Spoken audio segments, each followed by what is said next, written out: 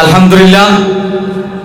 এই পর্যায়ে বক্তব্য রাখবেন ইসলামী ছাত্র আন্দোলন বাংলাদেশ চরমোনাই কওমিয়া শাখার সংগ্রামী সভাপতি বিপ্লবী ছাত্রনেতা সৈয়দ ফজলুল করিম মুজাহিদ। এই পর্যায়ে বক্তব্য রাখবেন ইসলামী ছাত্র আন্দোলন বাংলাদেশ চরমোনাই কওমিয়া শাখার সংগ্রামী সভাপতি সৈয়দ ফজলুল করিম মুজাহিদ।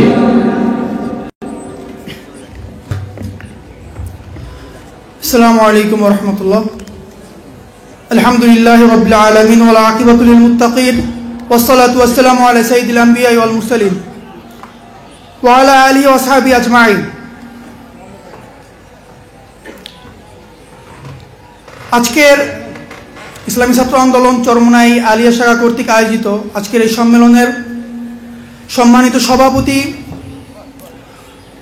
এবং আমাদের মাঝে উপস্থিত আছেন সকলের শ্রদ্ধেয় ভাজন আসাতেজায়ে কেরাম, উপস্থিত আছেন ইসলামী ছাত্র আন্দোলনের সিনিয়র দায়িত্বশীলবৃন্দ ও কর্মী ভাইয়েরা, সকলকে জানাই চরমোনাই কওমিয়া শাখার পক্ষ থেকে শুভেচ্ছা ও অভিনন্দন। প্রিয় ভাইয়েরা, ভারসম্পূর্ণ অর্থনীতি, কল্যাণমুখী রাজনীতি ও ইনসাফপূর্ণ রাষ্ট্র ব্যবস্থায় নীতির বিকল্প নেই। আমাদের সকলের রাহবার সৈয়দ ফজলুল করিম রহমতুল্লাহি আলাইহি তার সংগ্রাম, তার পথ চলা এবং ইসলামী আন্দোলন প্রতিষ্ঠা, ছাত্র আন্দোলন প্রতিষ্ঠার মূল লক্ষ্যই ছিল নেতা নয় নীতির পরিবর্তন চাই। প্রিয় ভাইরা, আমরা যদি আজ লক্ষ্য করি অর্থনীতির দিকে, তাহলে দেখতে পাবো বাংলাদেশের অর্থনীতি সারা বিশ্বের মধ্যে এক নিন্দনীয়, একটি অপমানজনক অর্থনীতিতে পরিণত হয়েছে। প্রিয় ভাইরা, বাংলাদেশের যে অর্থনীতি চলছে, এভাবে যদি অর্থনীতি চলতে থাকে তাহলে আল্লাহ না করুক এদেশ শ্রীলঙ্কা হতে বেশি দেরি লাগবে না। সমস্ত ব্যাংকগুলো তাদের এলসি বন্ধ করে দিয়েছে, কর্মী ছাঁটাই করছে। বিভিন্ন প্রতিষ্ঠানগুলো, বড় বড় কোম্পানিগুলো তাদের কর্মী ছাঁটাই করছে। ডলারের ঊর্ধ্বগতি, টাকার মানের নিম্নতার কারণে মানুষ ব্যবসা বাণিজ্য করতে পারছে না। এরপরে যদি লক্ষ্য করি, বিভিন্ন দ্রব্যমূল্য, দৈনন্দিন দ্রব্যমূল্যের দাম এত বেশি বৃদ্ধি যে মানুষের সাধ্যের বাইরে হয়ে গিয়েছে।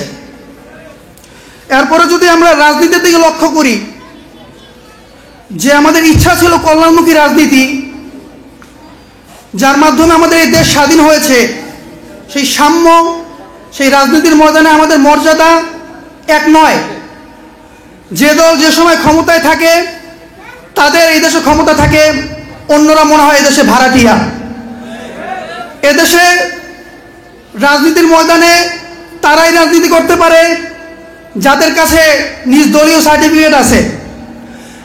এদেশে তারাই কথা বলতে পারে যাদের কাছে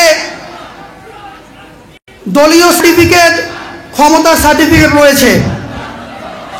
এরপরে যদি জি বলেন। আলহামদুলিল্লাহ।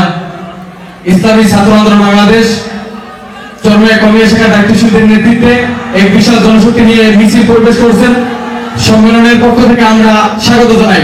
নারায়ে তাকবীর, নারায়ে তাকবীর, আল্লাহু আকবার। মিছিলকারীদের আগমন, শুভেচ্ছা স্বাগতম। সম্মেলনের পক্ষ থেকে আলগোলাপ শুভেচ্ছা, আলিয়া শাখার পক্ষ থেকে আলগোলাপ শুভেচ্ছা। নারায়ে তাকবীর।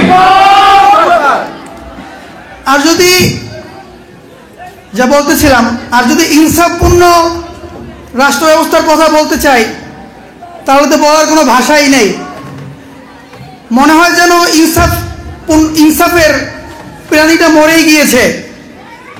ইনসাফ বলতে কোনো কিছু বাকি নেই এদেশে। এদেশের হক্কানি ওলামায়ে কেরামগণ যারা হকের কথা বলে, তাদের মুখকে অন্ধকার কারাগারে বন্দী করা হয়েছে, তাদের হাতে বেড়ি দিয়ে ঘোরানো হচ্ছে।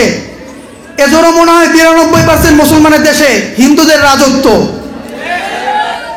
ইনসাফ বলেন, অর্থাৎ স্বাধীনতা যে তিনটি বিষয়ের মাধ্যমে হয়েছে, সাম্য, মানবিক মর্যাদা এবং কল্যাণমুখী রাষ্ট্র, এগুলোর কিছুই মনে হয় বাকি নেই। অতএব যদি আমরা কি বুঝতে পারলাম, যদি এদেশে আমাদের অর্থনৈতিক ভারসাম্যতা রক্ষা করতে হয়, কল্যাণমুখী রাজনীতি প্রতিষ্ঠা করতে হয়, ইনসাফ প্রতিষ্ঠা করতে হয়, তাহলে নেতার পরিবর্তন নয়, নীতির পরিবর্তন প্রয়োজন। কারণ নেতা তো পরিবর্তন হচ্ছেই। সেই প্রথমে আওয়ামী লীগ, জাতীয় পার্টি, আবার বিএনপি, আওয়ামী লীগ এভাবে আসতেছে, কিন্তু দিন দিন বাংলাদেশের পরিস্থিতি ভালো হচ্ছে না, আরো খারাপের দিকে যাচ্ছে। এবং বাংলাদেশে যদি আমরা কল্যাণমুখী রাষ্ট্র পরিচালনা করতে চাই, তাহলে ছাত্র রাজনীতি খুবই গুরুত্বপূর্ণ ভূমিকা পালন করে। কিন্তু যদি আমরা লক্ষ্য করি, বাংলাদেশে ছাত্র রাজনীতি সন্ত্রাসী রাজনীতিতে পরিণত হয়েছে। কলেজ, ইউনিভার্সিটি শুরু করে সকল জায়গায় ছাত্র রাজনীতির অপব্যবহার করে খুন, গুম, হত্যা হতে শুরু করে এমন কোনো জঘন্য কাজ নেই যা করা হচ্ছে না। এমতো অবস্থায় যদি আমরা রাজনীতি করতে চাই, তাহলে ইসলামী ছাত্র আন্দোলনের বিকল্প নেই। কারণ ইসলামী ছাত্র আন্দোলন যারা করে তারা এখানে খুনি হয় না। ইসলামী ছাত্র আন্দোলন করে কোনো খারাপ মানুষ ধর্ষক হয় না। ইসলামী ছাত্র আন্দোলন করে কোনো ভালো মানুষ নেশাখোর হয় না। বরং ইসলামী ছাত্র আন্দোলনে যদি কোনো খারাপ মানুষ আসে, তাহলে ইসলামী ছাত্র আন্দোলনের আদর্শের মাধ্যমে তারা ভালো চরিত্রবান হয়ে যায়। অতএব ইসলামী ছাত্র আন্দোলন আমরা যারা করব, আমাদের এই নীতিকে সর্বদা বজায় রাখতে হবে এবং আমাদের যে মূল উদ্দেশ্য আল্লাহর সন্তুষ্টি অর্জন, সে পথে আমাদের বেগবান হতে হবে। আমাদের এখন বসে থাকার সময় নেই। সারা বাংলার 18 কোটি মানুষ আমাদের দিকে তাকিয়ে রয়েছে। আমাদের বাবা মা আমাদেরকে মাদ্রাসায় পাঠিয়েছে গোলামি করার জন্য নয়, বরং নেতৃত্ব দেওয়ার জন্য। অতএব আপনাদের মধ্যে এই নেতৃত্বের গুণ ছাত্র জমানা থেকেই থাকতে হবে। কিভাবে এই দেশ পরিচালনা করতে হবে সেই মাথা নিয়ে এখন থেকেই চলতে হবে। অতএব সকলকে আহ্বান, আমরা যারা ইসলামী ছাত্র আন্দোলন করি তারা একটি আদর্শবান সংগঠন করি। অতএব আমাদের চলাফেরা, কথাবার্তা হতে শুরু করে সকল কিছুর মধ্যে ইসলামী আদর্শ, নববী আদর্শ, সাহাবায়ে কেরামের আদর্শ বাস্তবায়ন করতে হবে। তাহলে ইনশাআল্লাহ ইসলামী ছাত্র আন্দোলনের মাধ্যমে বাংলাদেশ আগামীতে একটি কল্যাণমুখী রাষ্ট্রে পরিণত হবে ইনশাআল্লাহ। আসসালামু আলাইকুম ওয়া রাহমাতুল্লাহ।